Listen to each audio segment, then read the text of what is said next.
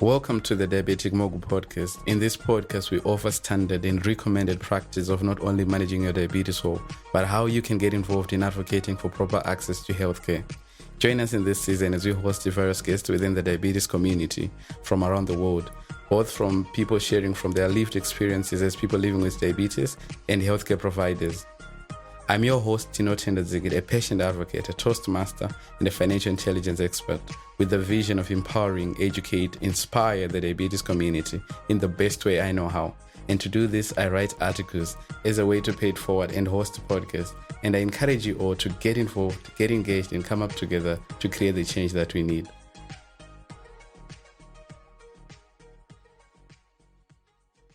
Okay, so thank you so much, Lila, for agreeing to be our guest in our podcast. I think if you could introduce yourself to the audience. Thank you for the invitation. My name is Lila. I come from Bosnia and Herzegovina, which is a very small country in Europe. I have been living with type 1 diabetes for around 7 years now, and I have been a very passionate advocate for persons living with type 1 diabetes for around 5 years now. I'm part of T1 International, IDF. I've been working with the WHO. I've been working with my local associations, and I recently started a position as a research support scientist at FIND. I have been very engaged in the world of diabetes. We share things in common, so which is great. We've been following each other on social media, which is a great thing. We know so much about each other. Almost everyone has got a unique story in terms of how they were diagnosed. So if you could briefly explain how you were diagnosed yourself. Gladly. I was diagnosed when I was 14 years old. It was between finishing primary school and entering high school. I actually missed the first week of high school because I was in the hospital. I lost about 15 kilos. I was very thirsty. I had terrible cramps. I had very bad yeast infections. And for months, nobody suggested that I should do any blood tests, measure my blood sugar or anything in that way. I was put on different medicines and it was really bad. I started feeling worse every day. And then one day I decided that I want to do a blood test on my own. My blood sugar in the morning was 15 millimoles. After that, they called me in. When they measured it in the hospital, it was 33 millimoles. It was very shocking because everyone was concerned and I was like, what's going on? Yeah, that's the story of how I got diagnosed. And I was in the hospital for around 7 days. And it was a very hard period of my life, but here we are today. Here we are today. Thank you so much for sharing that. It's unique on its own. Okay, diabetes has somehow impacted each and every one of us. How has diabetes affected you, your childhood and your career? It has been pretty tough in some ways because peer support was almost non-existent. I was much hiding my disease. I wasn't taking care of myself very well because I just didn't want my diabetes to be there. I guess I didn't get the right support for my mental health because it was really mentally draining. It definitely affected my career because I'm a nurse. I want to become a certified diabetes educator, which is tough these days. Sadly, especially when you come from a small country like I do, career into something that is diabetes related to help persons living with any form of diabetes live a happy life as normal as it can be. It has definitely given me a path to walk on for my future, I would say, in a positive way. But of course, it also brought some negative things, which I tend to forget most of the time. Thank you for sharing that, Leila. Okay, so I remember when this other time when you asked me to say,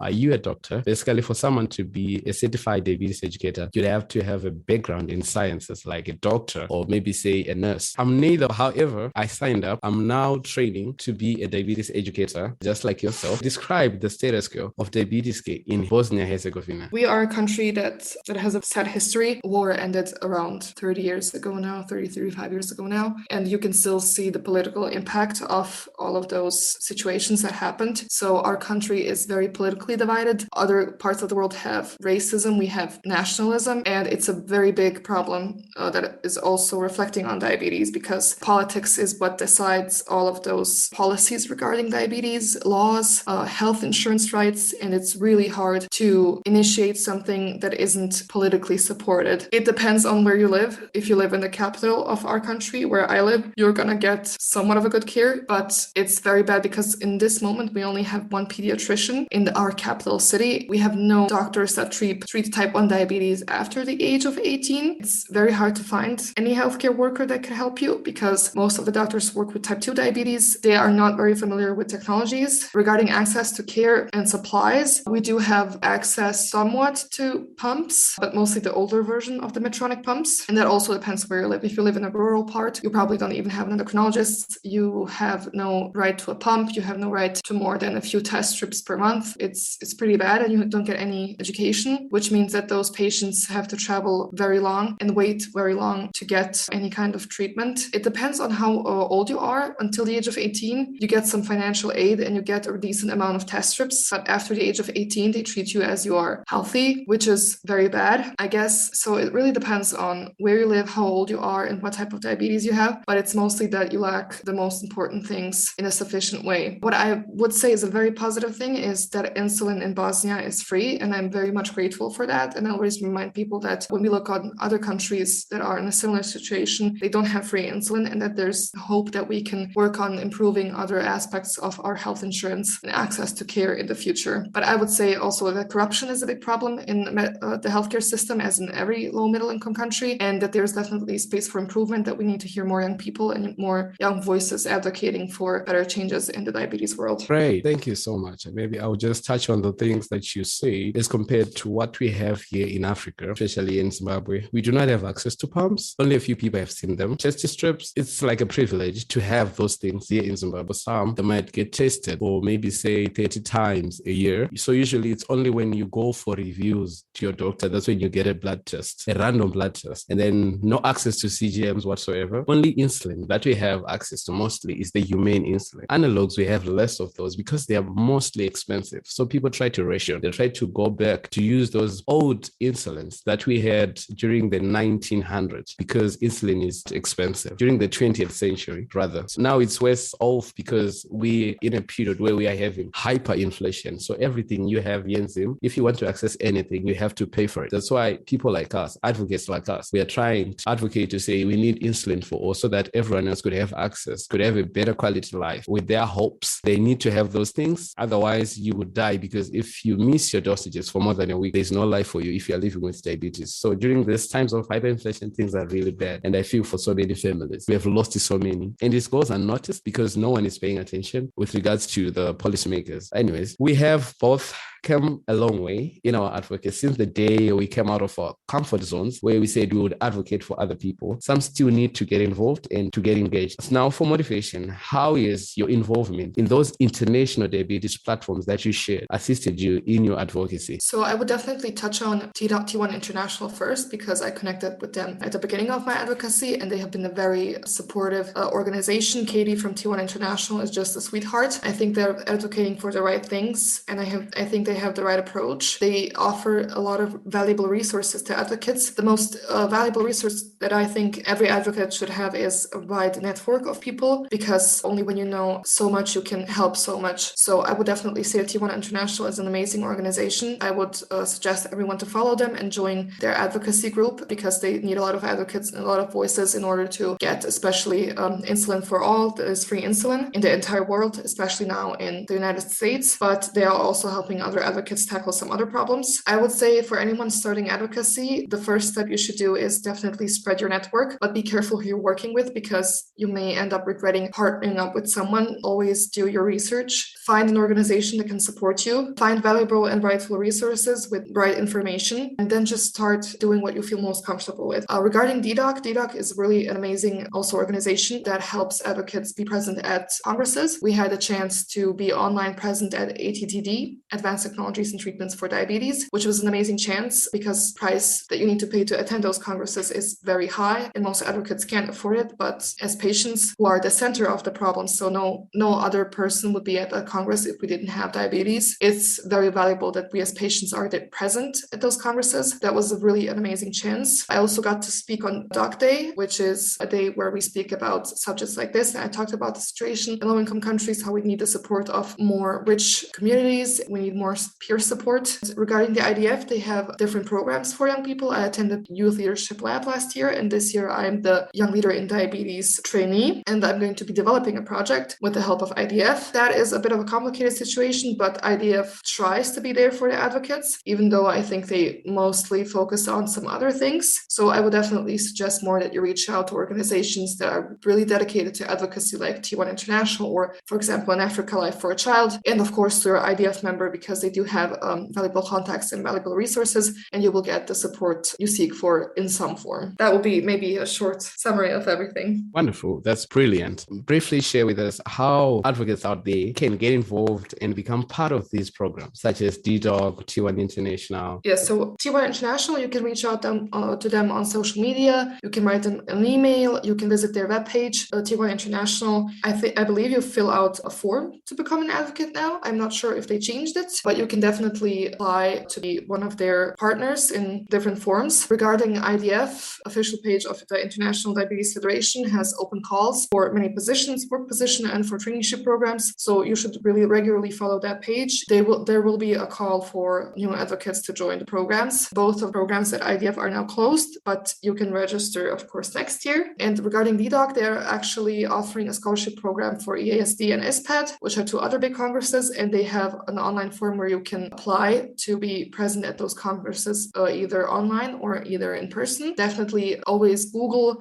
try to find on Instagram, on web pages. You will always find those open calls somewhere highlighted so you can apply. Wonderful. Thank you so much for sharing these great works of the things that you are yourself a part of, which is great. What has been your lowest and maybe your highest point with diabetes? So my lowest point would be when I ended up taking antidepressants. I'm not ashamed to say that because mental health is equally important as physical health, and living with a chronic condition in such a community that isn't supportive is really hard. I lost my mother when I was 12 years old. Actually, 2 days ago was 9 years since she passed away. I believe that many people with diabetes struggle with other diagnoses and other problems. Getting to that low point where you just feel like your disease is taking over you feels like hell. And I definitely think that many people experienced it, and so did I. So I would say that the impact on my mental health was the lowest point, but I did manage, thankfully, to pull out of that with the help of a wonderful close circle of people that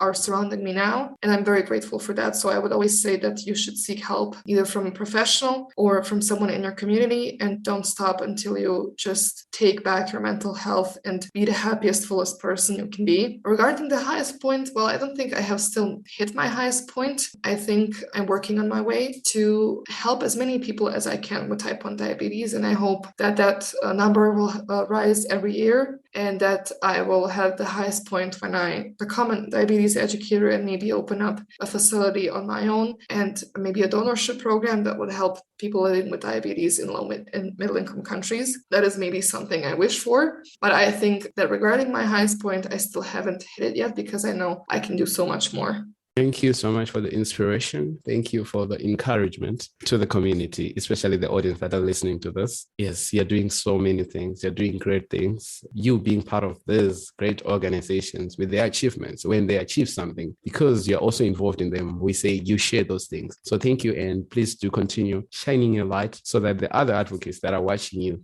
will be inspired and would follow you as their role model in doing the things that you're doing as well. Now, to you, Advocate Lejla, if you could change one thing within your community or the international diabetes community, what would that thing be? I would definitely say that the one thing I would change is the corruption, because and the money greed that diabetes brings, because a lot of diabetes products, a lot of pricing of diabetes care and supplies is because people are greedy for money. We are seen as customers and not patients. So the thing that I would love the most is that people start looking at generally people who have chronic diseases as people who have a chronic condition and not as customers, that we work together on universal health coverage and access to care, because we should look at that as an investment, not as a cost, because if you invest into preventing complications of diabetes, then you're going to have a person that is happy, healthy, can contribute to the community, is living a normal life. And if you just leave those persons because they are not your perfect customer, you're going to have a lot of dead people on your hands, to say it in that way. So I think I would love for the entire world to become a bit more humane and for things to change, even though I think that's hardly possible, but a girl can dream.